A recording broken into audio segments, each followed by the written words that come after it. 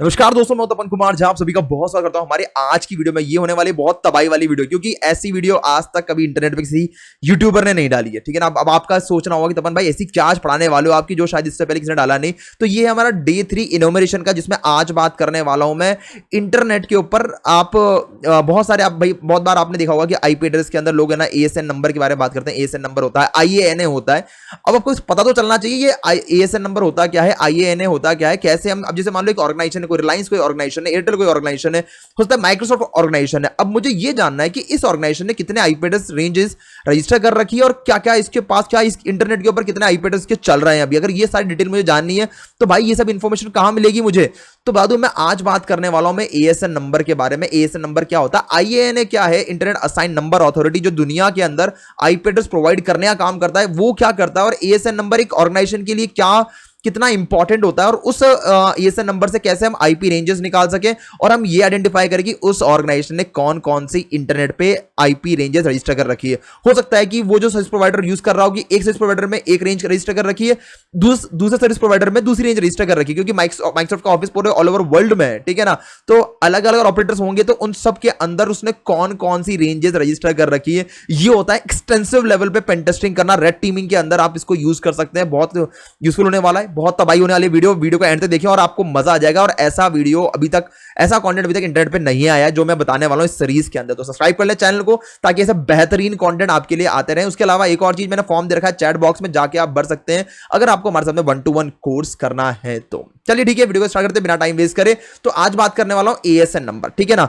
अब ये जो है एएसएन नंबर, ठीक है, मैं थोड़ा PANT पेंट ओपन कर दूं ताकि थोड़ा सा मैं आपको समझा दूं कि कैसे कैसे ये वर्क करता है, ताकि फिर आपको समझने में इजी हो जाए। ठीक है ना।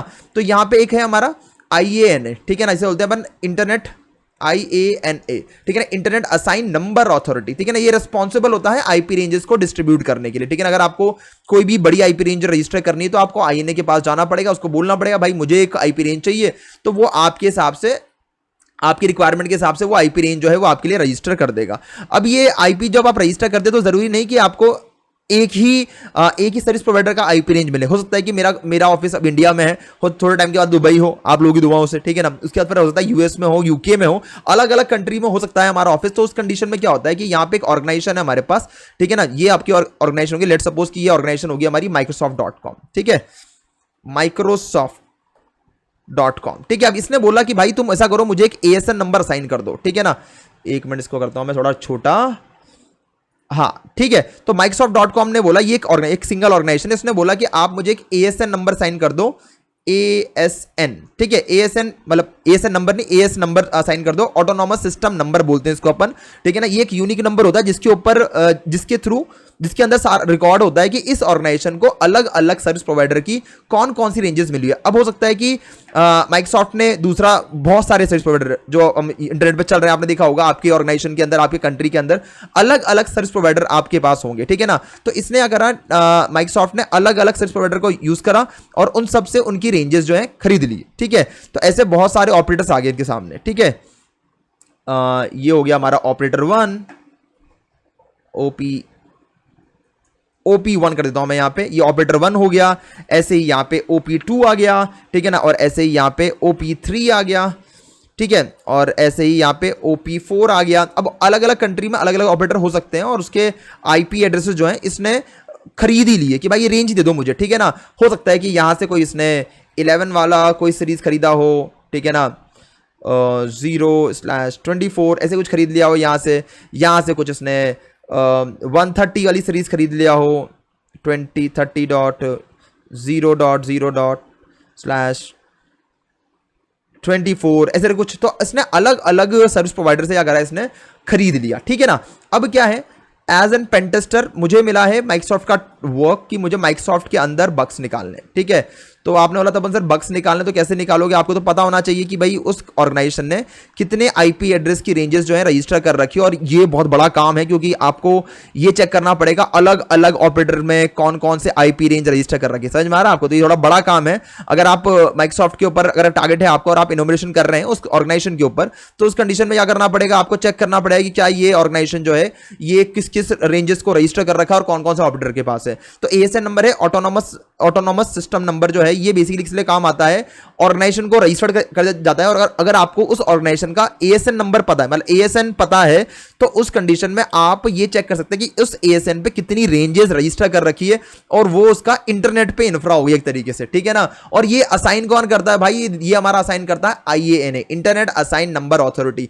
अब नेक्स्ट क्वेश्चन तपन सर, ये तो समझ में आ गया कि हाँ ठीक है, आईएएनए जो है ये एक इंटरनेट असाइन नंबर अथॉरिटी है, कुछ करके एक ऑर्गेनाइजेशन होगी जो आईपी एड्रेस को असाइन करने का काम करती है, और ये असाइन करती है एक किसी भी ऑर्गेनाइजेशन को अगर आईपी एड्रेस की रेंज खरीदनी होती है तो ये एएसएन नंबर ले लेता है, और एएसएन नंबर पे जितनी भी रजिस्टर्ड रेंजेस होती हैं वो उसके अंदर डिफाइंड होती है, अलग अलग ऑपरेटर से मिलता है हमें।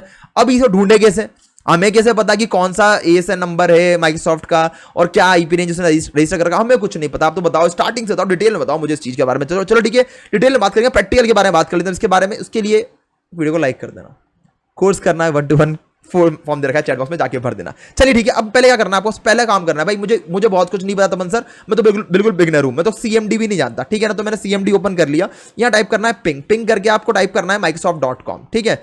तो microsoft.com टाइप करा, एंटर मारा, इसका जो आईपी एड्रेस आ गया, सिर्फ आपको एक आईपी एड्रेस की चिंता करनी है, कोई भी आईपी एड्रेस ले लो, किसी भी ऑर्गेनाइजेशन का हो सकता है microsoft.com, आप कोई भी ऑर्गेनाइजेशन ले सकते हो, ठीक है ना। ये फुटप्रिंटिंग है, इसमें कोई गलत बात नहीं है, ये पब्लिकली अवेलेबल इन्फॉर्मेशन है, आप आराम से निकाल सकते हैं, तो इसमें कोई दिक्कत वाली बात नहीं, ठीक है ना। तो यहाँ पे क्या दिया इसने, आईपी एड्रेस। तो मेरी बैटरी लो हो चुकी है मेरे लैपटॉप की, तो मैं चार्ज कर लेता हूँ, कोई दिक्कत नहीं, जब तक चल जाएगा थोड़ी देर तो, ठीक है ना। तो मुझे ये आईपी एड्रेस यहाँ पे मिल गया 20.112.250.133।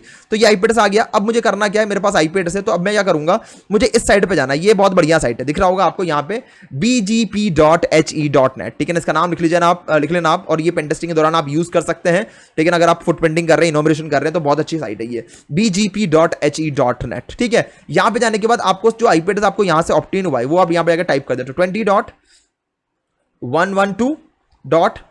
और उसके बाद क्या दे रखा है इसने, 112 के बाद 250 डॉट, और फिर क्या दे रखा है इसने, फिर 133, ठीक है ना। तो एक बार आपने ये आईपी एड्रेस टाइप कर दिया, टाइप करने के बाद करना क्या, आपको यहाँ पे सर्च वाले ऑप्शन के ऊपर क्लिक कर देना। जैसे आप क्लिक करोगे तो भाई उसके बाद जो ये आपको इन्फॉर्मेशन देने वाला है ना, ये एक नंबर का है। तो इसने बोल दिया कि जो आईपी एड्रेस आप रजिस्टर, आप जो आपने सर्च करा है वो उसका भी, वो बेसिकली बिलोंग करता है एएसएन नंबर, देखो यहाँ पे AS 8075, तो 8075 इसका एएस नंबर है, और ये जो रेंज आपने बताई है ना, ये इस पर्टिकुलर रेंज का है जो है 20.64.0.0। अब मैंने बोला कि तपन भाई इससे क्या मतलब क्या नजर आ गया, इसमें कौन सी बड़ी बात निकालनी, चलो बड़ी बात तो अब निकालनी है अपन को। तो इस एएस नंबर पे क्लिक करो, क्लिक करने के बाद आप देखिए यहाँ पे जो महासागर खुलता है भाई। तो इसने बोल दिया कि जो ये एएस नंबर है ये रजिस्टर्ड है Microsoft.com के नाम पे, यूनाइटेड स्टेट की ऑर्गेनाइजेशन है, ओरिजिन इसका, ठीक है ना। और इंटरनेट एक्सचेंज 199, और अब देखिए यहाँ पे और भी बहुत सारी उसने इन्फॉर्मेशन दे दी है आपको, ठीक है ना। अब ये ज्यादा इन्फॉर्मेशन जाऊंगा नहीं, मैं यहाँ पर आता हूँ directly IP version 4 sorry V4 graph पे आता हूँ। तो यहाँ पे एएस के बारे में इन्फॉर्मेशन दे रखा है, कहाँ से ये एएस नंबर जो है अलग अलग जो इंटरलिंक्ड है इसके बारे में, ठीक है। तो ये अभी अपन छोड़ दो, ये हमारे काम का नहीं। अब ये है हमारे काम का कि आईपी वर्जन 4 में कौन कौन सी रेंजेस Microsoft.com ने रजिस्टर कर रखी है। तो भाई ये पूरी रेंज आगे दिख रहा होगा आपको यहाँ पे, सारी डिटेल आपके सामने। तो Microsoft.com की पूरी रेंजेस, जितनी भी रेंज रजिस्टर कर रखी है Microsoft.com ने, वो पूरी आपके सामने आ गई सिर्फ एएस नंबर से। तो एएस नंबर बहुत, मतलब एएस जो है ना वो अपने आप में बहुत तबाही वाली चीज है, बहुत शानदार चीज है, ठीक है ना, जिसको आप यूटिलाइज कर सकते हैं किसी भी ऑर्गेनाइजेशन के कितने आईपी रेंजेस उसने रजिस्टर कर रखे हैं इंटरनेट पे, ये जानने के लिए। दिख रहा होगा आपको पूरी जानकारी आएगी, और ये वर्जन 4 के बारे में इंफॉर्मेशन है।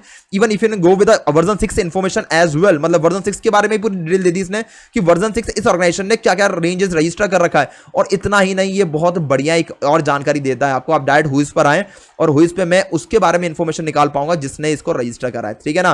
तो यहाँ पे थोड़ा सा ऑर्गेनाइजेशन डिटेल आ गई है। अगर मैं इस पे जाऊं IRR के ऊपर, तो दिख रहा होगा आपको मार्क कैस्टन, ठीक है ना, यही मेरा नाम करेक्ट प्रोनाउंसिएशन होगा। उनका ईमेल आईडी आ गया, और फिर यहां पर आ गया मेंटेन्ड बाय MAINT माइक्रोसॉफ्ट, और यहां पे कुछ और मेल आईडी आ गया। तो भाई ये जो इन्फॉर्मेशन है ना, ये बहुत इंपॉर्टेंट इन्फॉर्मेशन है। इसको बहुत सारे अटैकर्स यूज करते हैं फिशिंग स्कैम्स के लिए, बहुत सारी चीजें कर सकते हैं वो, ठीक है ना। तो ये बहुत इंपॉर्टेंट इन्फॉर्मेशन निकाल दिया, और बाकी ये सारी इन्फॉर्मेशन है। ट्रेस रूट भी इसके अंदर आ गया है, समझ में आ रहा है आपको। तो मतलब कि भाई ये एक नंबर का है, और यहाँ पे आप काफी सारी चीजें कर सकते हैं। ट्रेस रूट करना हो, कोई डीएनएस लुकअप करना हो, पिंग करना हो, इस वेबसाइट से आप सारे काम कर सकते हैं। वो तबाही वाली चीज है ये, ठीक है ना। तो इसलिए इस वेबसाइट को सेव कर लेना, इनोवेशन के लिए इसको यूज करना। बताना कमेंट में कैसी लगी आपको वेबसाइट, और कैसी इन्फॉर्मेशन ये प्रोवाइड कर रहा है, कमेंट में जरूर मुझे। वीडियो को लाइक कर देना अगर लाइक नहीं करा है तो। 1-to-1 कोर्स करने के लिए फॉर्म दे रखा ऊपर चैट बॉक्स में, जाके भर देना।